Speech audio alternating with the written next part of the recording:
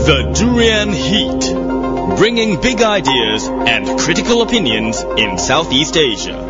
Welcome back to DurianASEAN. You're with Gowri, and it's a Tuesday morning, and today for our Durian Heat we have Dato Saifuddin Abdullah from the Global Movement of Moderates, who has joined us in the studio, and we will be talking a lot about moderation, about ASEAN's non-interference policy in the region, as well as the boat people.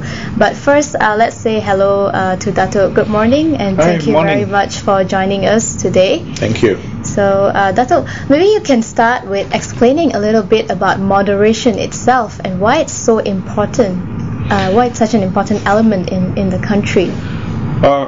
Moderation became a popular, or rather flavor of the month, when Prime Minister Dato Sri Najib started mooting the idea in his United Nations General Assembly speech in 2010. The idea is actually to promote moderation as an idea and also as an approach to doing things, including laws, policies and programs for the people.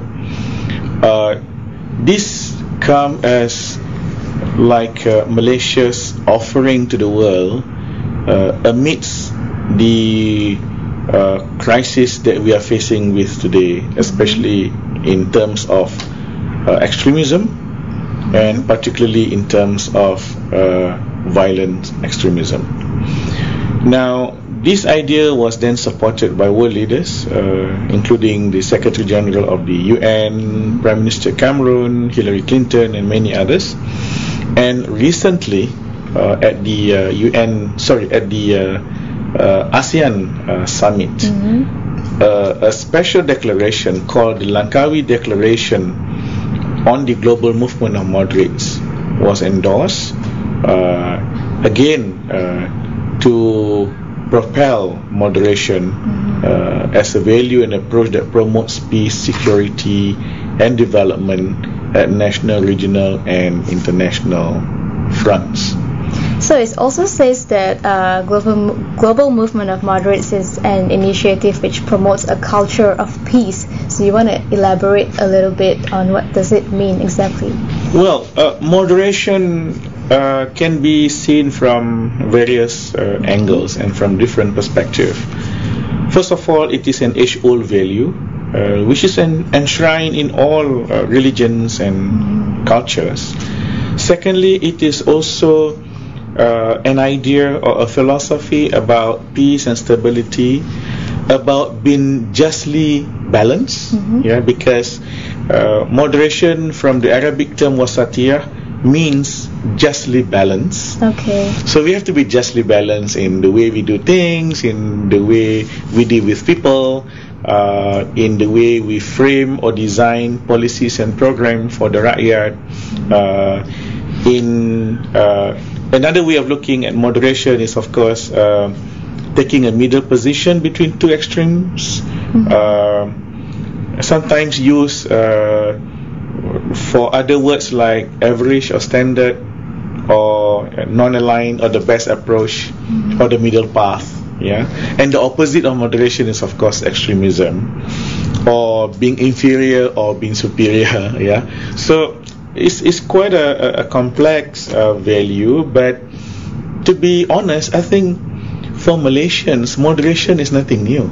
Okay. Malaysians are by definition moderates. It is only when you are subjected to pockets of extremism in the form of one or two individuals or one or two organizations who promote certain ideas that are either so left or so right, that are not centrist, that makes you wonder whether is this Malaysia that we know. So the idea of moderation is really to reclaim the center stage, and this is even more important, I think, in the last few years. But if Malaysians are generally moderate people, then why is it that they still get influenced by all these either far right or extreme far left ideas? I think this is about worldview. Of course, education plays a very important role, but worldview is also very important. I'll give you an example. Malaysia is a multiracial, multi-religious, multicultural society. If we believe in moderation, or whichever way you look at it, if we celebrate the diversity of Malaysia, you will become a moderate. Whether you understand the meaning or you don't understand the meaning, you will, as I said, by practice, you become a moderate. Yeah. But if you don't celebrate diversity, if you believe in the superiority of a certain race over the other, if you believe that Malaysia is supposed to be a theological state instead of a secular state, if you believe that there are only certain ways of doing things, then you take a different standpoint, and this is when you don't become a moderate anymore. Yeah, then you want to impose your values on others, and you are not able to tolerate and understand others. Then you become intolerance. Then you become imposing, and this is where we see, unfortunately, heightened tension, if I may, in the last 1 or 2 years. And this is exactly why moderation is important, because we need to bring back, let me put it this way, we need to reclaim the center stage. But generally in a country or even in a region like Southeast Asia, where we are so different in terms of race, culture, language, lifestyle, isn't it more difficult to practice moderation? You see, this is interesting, because if you were to compare Malaysia and Southeast Asia, there are lots of similarities. Malaysia, historically, we have been living together. Different ethnic group, different race, different religion. Otherwise, how do you explain Jalan Kapitan Keling in Penang, or otherwise known as Peach Street, or the Harmony Street, where you have a church, a Chinese, a Buddhist temple, a Hindu temple, and masjid, almost side by side. Look at Brickfield. And these have been there for ages, meaning to say Malaysians can live together, can coexist in the most harmonious way. Likewise, in Southeast Asia, Southeast Asia is really a melting pot of all religions, all major religions in the world. But unfortunately, in some places, we have some issues, like in Myanmar. Some people have been persecuted based on religious ground. Also in southern of Thailand and southern of the Philippines, and in pockets of Indonesia. Of course, some are more intense than the other. And likewise in Malaysia, of late, as I said earlier, we have some issues. Why these things are coming? Perhaps we have to relook at our education system. Perhaps we have to look at the worldview. Perhaps we have to look at laws and policies that could be unfairly discriminating against certain groups of people, especially the minorities. But otherwise, Malaysia and Southeast Asia is really a place where major religions and major cultures were living harmoniously together. So speaking of that, of course, another declaration that was made was also about terrorism, radicalism, and also about violent extremism that has sort of been seeping into Southeast Asia as well, especially what happened with the ISIS movement. How can we make sure that we pursue moderation and at the same time keep all these other elements away and prevent it from interrupting? The Langkawi Declaration on the Global Movement of Moderates have two main objectives. The first one is on the promotion of moderation that we were alluding to earlier. The second part is counter-terrorism, and especially in this context, as you rightly put it, against counter-violent terrorism. It is a very complex issue. What we are trying to do is really to enhance and strengthen regional cooperation in combating or in countering violent extremism like ISIL and so on. Within ASEAN, a few countries are already working together, but we need to strengthen this in a certain way. I give you an example. Most of the collaboration now is at the level of addressing the people who are really going to join ISIS. But we have another issue. Right. What about the soft supporters? The fanboys and the fangirls, the midnight uploaders, people who are surfing all kinds of online materials, propagandas coming from ISIL, for instance. Now we need to work together. Say, for instance, in counter messaging. There are like 20,000 man-hour of online materials which are actually propaganda by ISIL. Unfortunately, we don't have that much counter messaging, and GMM and others are working together as to how do we upload our message on either it is in the form of short videos or vlog or Insta or contents in the Facebook and so on. And how is GMM working with all the different maybe international communities to spread this awareness or this message? On the promotion of moderation, we are working closely with organizations like the ASEAN Foundation, other think tanks, and of course at the international level, our main partner would be the United Nations Alliance for Civilization. On counter-terrorism, we are working closely with the ASEAN Institute for Peace and Reconciliation. This is really like a tripartite arrangement where government, civil society and business have to work together. As I said, it is a very complex matter. Violent extremism is real, and unless we work harder and smarter, they will always be one step more advanced than us. Okay, so we are going to take a short break. When we come back, we will talk more about the challenges that ASEAN is facing at the moment. The Durian Heat, bringing big ideas and critical opinions in Southeast Asia. So welcome back to DurianASEAN. You're still with Gowri, and I have Dato Saifuddin with me here today in the studio, discussing about moderation, the Langkawi Declaration, and also about challenges in ASEAN. So Dato, I just want to go back a little bit earlier when we were discussing about moderation. What exactly is our Prime Minister's stand, Najib Razak? What does he think about moderation, and is he trying to project Malaysia as a moderate country?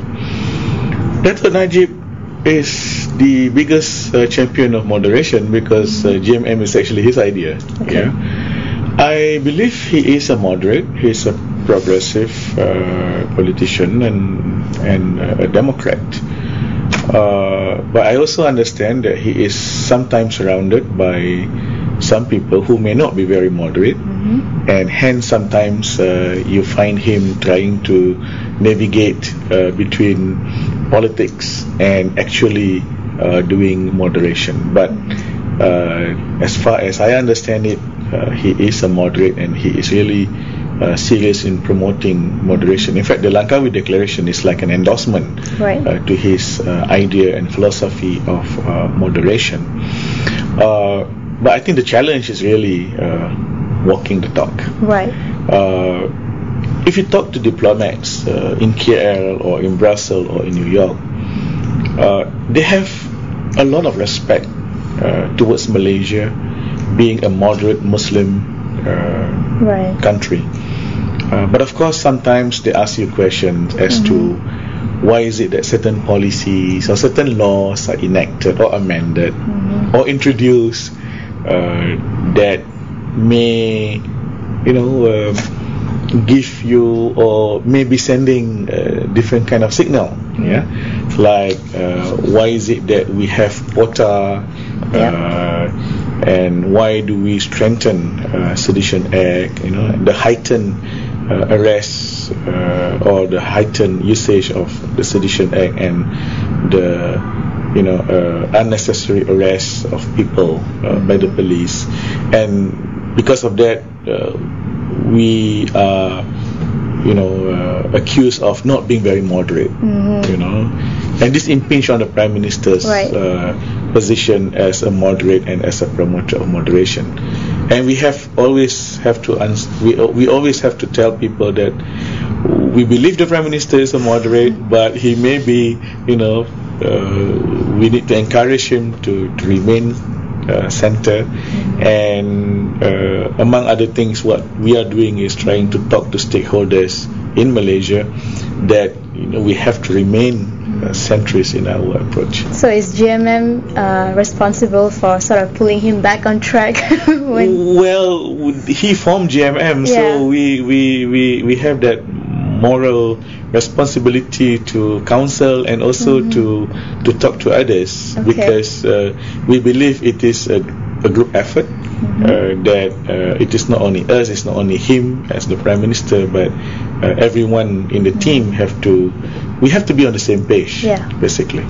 So having said that, we were mentioning about the POTA, the Sedition Act, and do you think that moderation actually clashes with freedom of expression, or do you think that you can have freedom of expression and say what you want to say, express your opinions, and at the same time still practice moderation? Moderation is about being justly balanced, so yes, we understand that we have to have law and order, but you have to balance it with freedom of speech and democratic principles. So yes, we understand you have to have law in order to address violent extremism like ISIL, but you can't have detention without trial, because that contradicts freedom of expression and democratic principle. You don't see the balance there.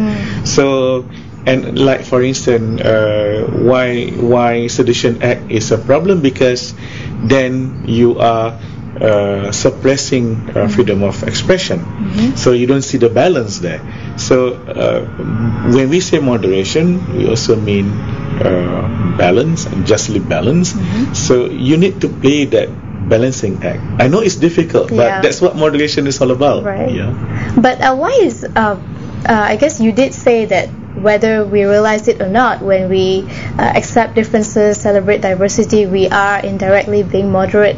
But do you think that is something that should also be taught in school and served into the education, so we don't need to have laws like the Sedition Act and all in the name of probably governing the order of the society, and we could just do that through education alone?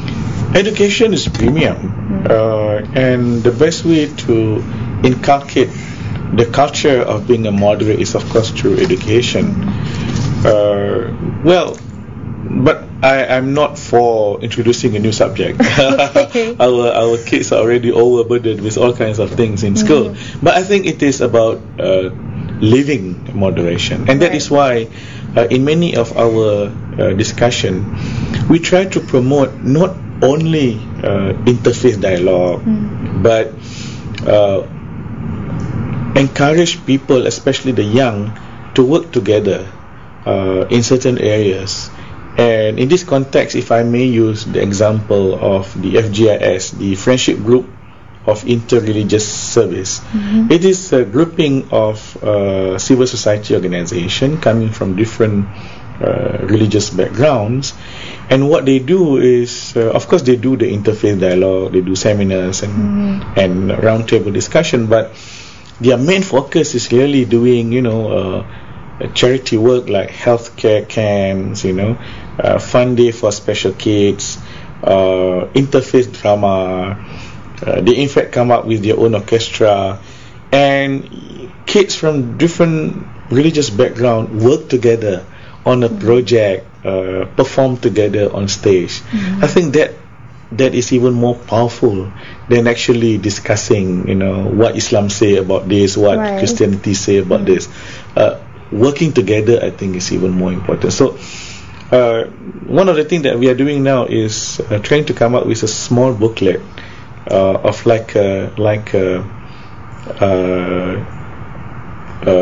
listing some best practices of how do people actually do things together.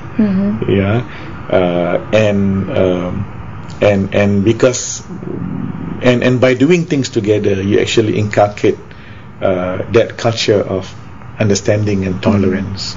I think that's more powerful than. So it's more practice based. It's more practice based. It's more work based rather than, I think we have too much of talking. Okay. Yeah. So going back to the Langkawi Declaration on the global movement of moderates, how do you think that the declaration can actually address the key challenges in ASEAN? Or maybe we can start with, what do you think is or are the key challenges in ASEAN integration at the moment? Well, if we are talking in terms of ASEAN community, the main problem now is more often than not, ASEAN community is understood as an ASEAN economic community. Whereas I think the ASEAN people are talking about a real community of people living together. And when you talk about people living together, then other issues will come into mind, like for instance, how understanding are we, how tolerant are we when it comes to differences in religions. Because of that, there are now people talking about religious freedom in ASEAN. People are doing reports on the status of religious freedom in ASEAN. And we have some issues in some countries and we need to overcome it.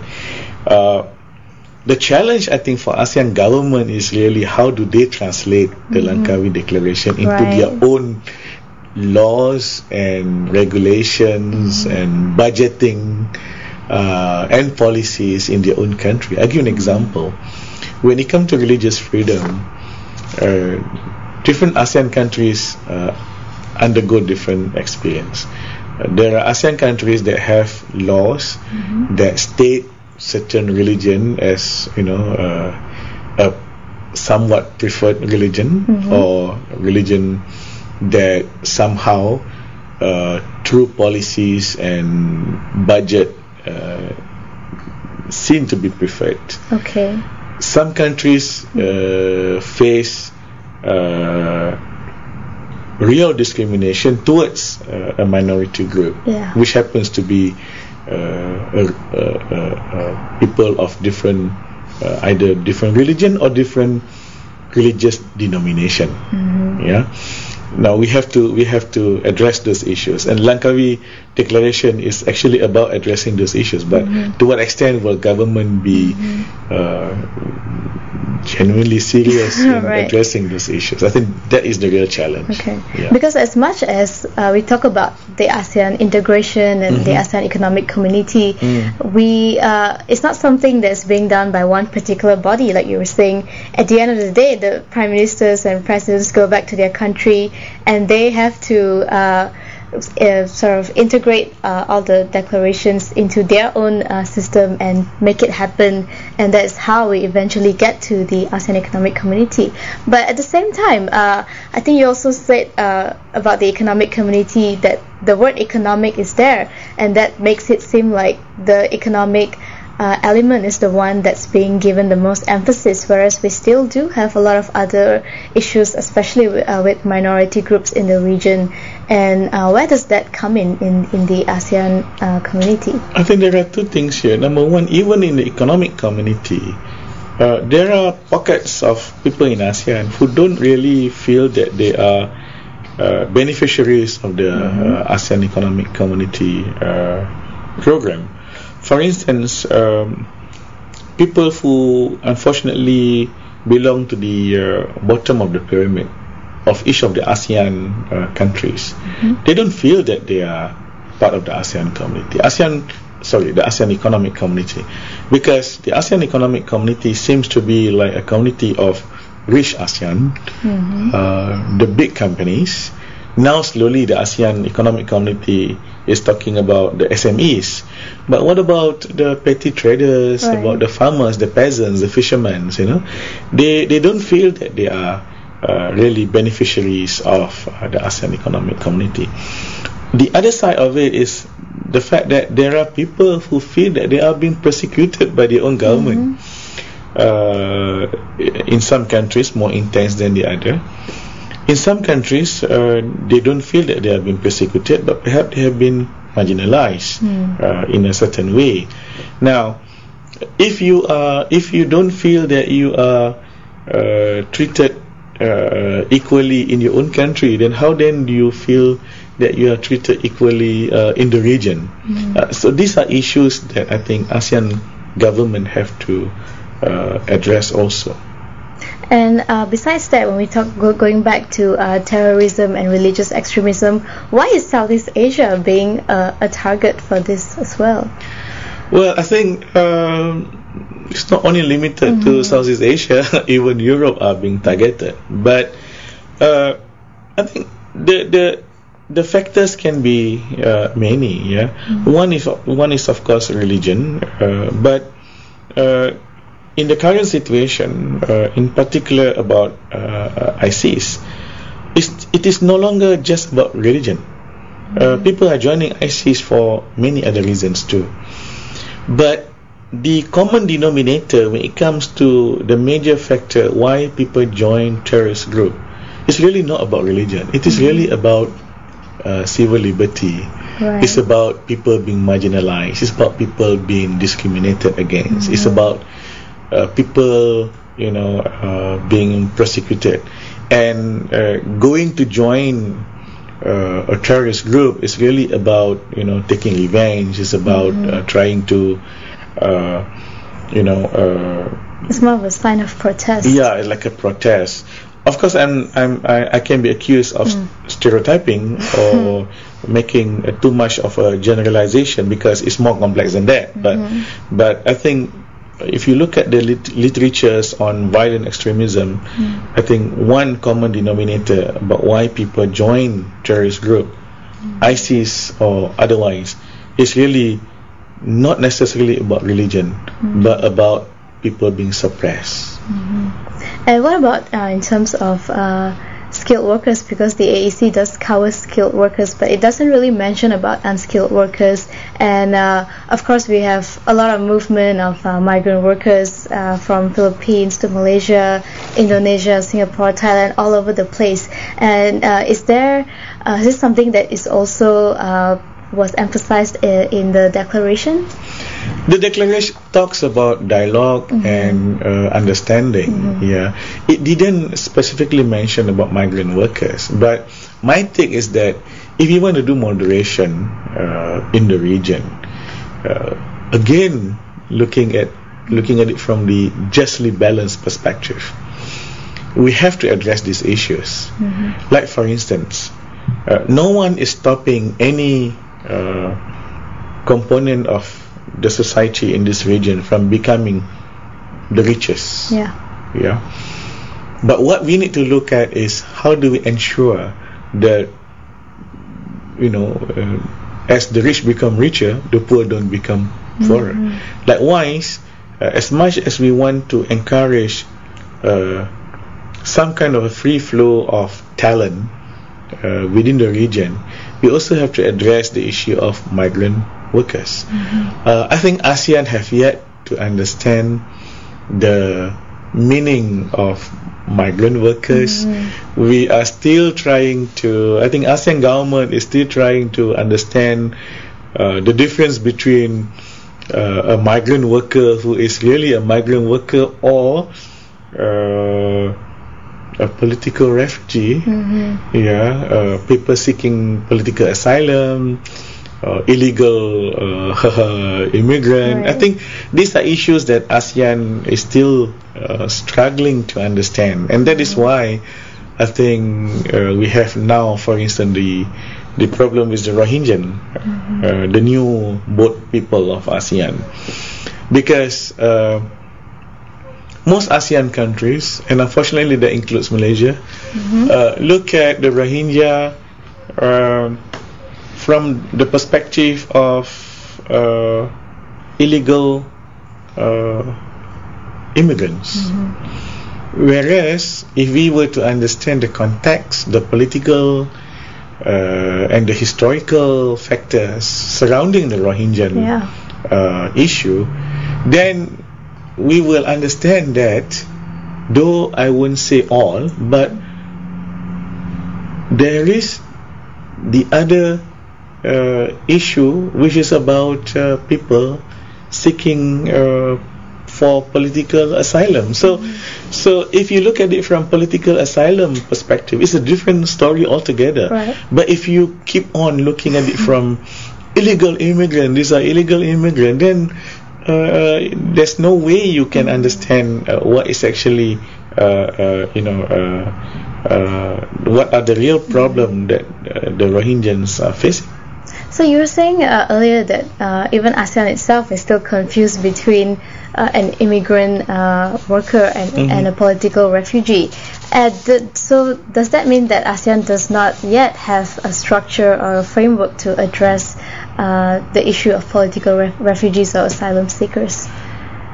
I think ASEAN governments as a whole still do not comprehend the full meaning of democracy. This is the problem. Okay. Yeah?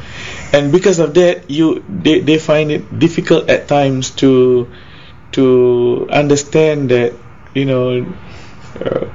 that certain things are really fall under the realm of democratic principle and human rights and freedom, rather than disorder or chaos. Yeah, as I said, the balance between law and order and freedom and democratic principle. If your worldview is you have to maintain control and law and order, full stop, then you cannot understand that dissent is allowable. And every time people dissent, you will say, this is something else. Okay. Number two, this principle of non-interference between ASEAN member states is also a problem, because a valid democratic issue happening in country A, but because the regime in country A is suppressing the issue to the extent that some people may be persecuted and hence try to run away from country A, but all the other 9 countries of ASEAN I wouldn't say self-censored, but because of the non-interference policy, choose to be either silenced or simply don't touch the issue.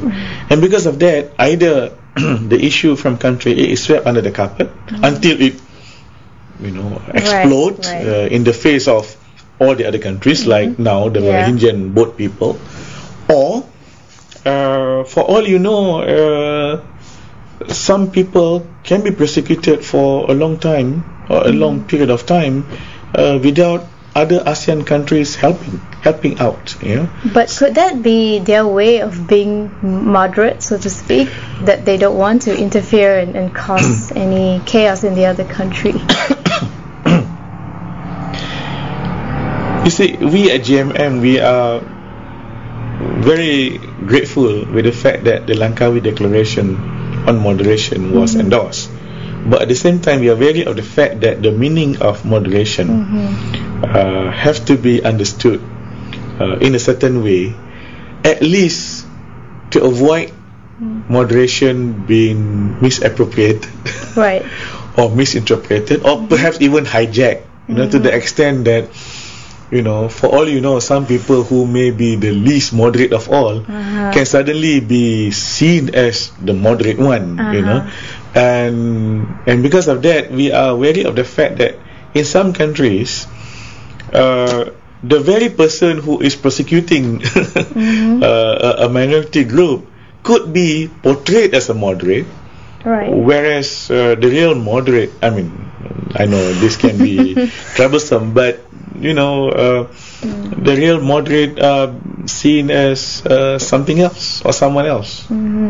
So it's very important that people understand the real meaning of being a moderate country or moderation itself, so it doesn't get taken out of context. Exactly, and that is why even though when we first started, we always say moderation is about the middle path, it's about in between two extreme.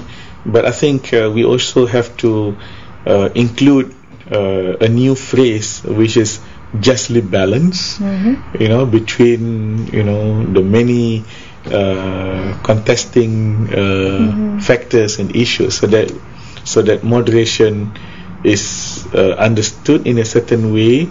I know there are no one way of understanding moderation, but at least moderation should not be misappropriated. Okay, so we will take another short break, and when we come back we will talk about the future stability of the ASEAN. The Durian Heat, bringing big ideas and critical opinions in Southeast Asia. Welcome back to DurianASEAN. You're with Gowri, and of course we have Dato Saifuddin with me here today, and we are talking a lot about moderation and how it's being practiced in all the countries in ASEAN, and also about the ASEAN community. So for this part, we're almost at the end of the segment, so I want to talk about the way forward, and also what do you think about the non-interference policy? Should it be changed, or should it be used selectively? What's your take on that? There have been some discussion about ASEAN having to have a new way of doing things, especially in decision-making processes, because the consensus way, it is of course the ideal way, but unfortunately it can also be the main stumbling block for not making decision, because all you need is one country to veto or to say no to a certain thing, and then you just cannot do anything. Rohingya is a very good case, because Myanmar say we shouldn't be discussing it on the table. It's been kept under the carpet, unfortunately, and there may be other issues too. Number one. Number two, we must understand that unfortunately ASEAN, unlike EU, is not so homogeneous when it comes to say for instance economic advancements. The founding ASEAN members seems to be more advanced than the later 5 members, and because of that, sometimes even in the context of the ASEAN economic community, there are certain issues that some countries may find it difficult for them to endorse, whereas some countries are so gung-ho in trying to do certain thing in a new way. And because of that, I think we have to come up with some alternative way of making decision, like for instance allowing they are saying now a 8 plus 2 kind of they are coming up with a few a way of, like for instance so long if at least 8 countries are agreeable, then we should allow the 8 countries to start working on certain projects, while the other 2 can come and join later. So these are things that ASEAN have to look at. I strongly believe that we have to change the way we do things. Prime Minister Najib is also promoting or supporting the idea of a more rule-based way of making decision, which means to say we set certain rules and procedures, and so long as we abide to it, then we should be able to make a certain decision. But the other thing which is also important, I think, for ASEAN is to refrain from using the ASEAN way as an excuse of not doing certain things, especially in the realm of human rights. After all the discussion and discourses at the international level, at the UN Human Rights Council, for instance, less than a decade ago, ASEAN came up with the ASEAN Human Rights Charter. I know certain regions like the EU have got their own so-called human rights principles or practice that they uphold very dearly, but in actual fact what they are doing is more than what the usual international standard is all about.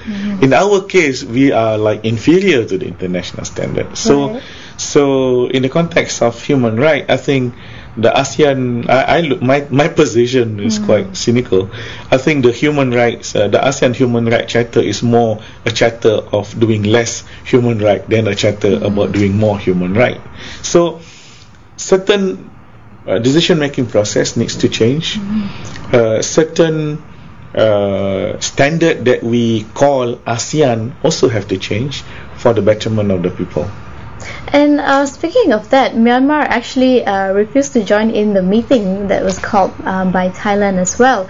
So, is there anything that any of the country can say, or is that just up to Myanmar, and that's how it works with ASEAN? See, in the context of human rights in ASEAN, the consensus way of making decision and the non-interference way is really a no answer to the issues that we are facing.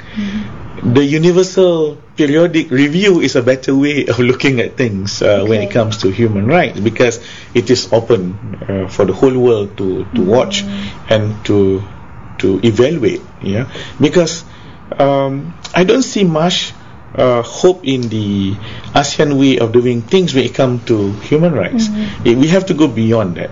Right, because ultimately why ASEAN was established was for a regional stability and peace and harmony, so that cannot be achieved if they keep sticking to the non-interference policy and everyone's just minding their own business, and then there is no interaction, no give and take between all the countries. Well, to be fair, the first objective, or rather the main objective of the establishment of ASEAN for peace and stability within the region, in as far as balancing itself between the superpowers, I think ASEAN have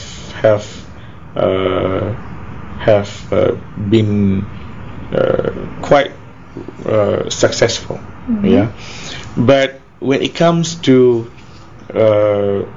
living as a community in the real sense of the word, I think this is where issues like human rights come into the picture, and this is where I think ASEAN is still struggling.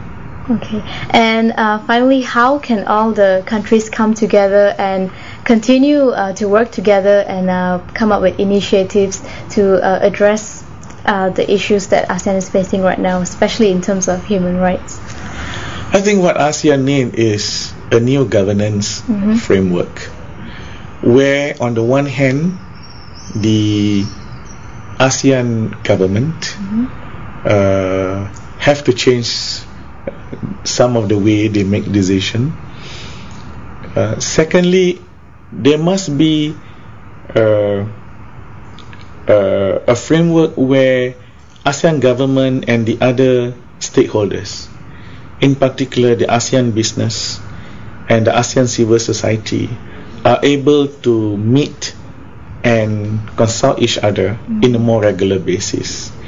What we have today is an annual meeting of ASEAN leaders, and within the annual meeting you have 30 minutes of interface between ASEAN leaders and ASEAN civil society, and another 30 minutes of ASEAN leaders and ASEAN youth, and another 30 minutes of ASEAN leaders and ASEAN business leaders. I don't think that is really a very encouraging way of making decisions for the ASEAN people. Yeah? I think what we need is more engagement. I call it the new governance framework. We have to bring in the all the other stakeholders, I mean the non-state actors, into the decision-making structures and processes, so that it is more than just 30 minutes. It's more than just once a year kind of affair. That is the only way to make ASEAN less elitist and less political and less governmental and more people-centered in the real sense of the word. Actually, I have one more question for you now that you mentioned people-centered. There's been a lot of news criticizing Malaysia, especially with what happened with the boat people, that they've been stranded in the sea for so long. And Malaysia, as the ASEAN chair, should have been the first country to step up and say something about it. But we didn't. And what does that say about Malaysia as the chair of ASEAN? This is like a paradox, because we are chairman of ASEAN, and we are promoting the idea of a truly people-centered ASEAN, and we seems to be sending a wrong signal when it comes to our way in addressing the Rohingya boat people. I hope the government Putrajaya will be more proactive in the way we address this issue. We are talking to Wisma Putra. We are also talking to civil society groups who are helping, or who are trying to help the Rohingya boat people. At the same time, I think Malaysia as chairman of ASEAN must take the lead to call on ASEAN member state that ASEAN as a whole must act today to address these issues, because we have for at least 1 year during the chairmanship of Myanmar kept the Rohingya issue really under the carpet, and now it explodes right in front of all of us. And now is the time to act. Exactly. Yeah. So thank you very much, Dato Saifuddin, for joining us. The Durian Heat, bringing big ideas and critical opinions in Southeast Asia.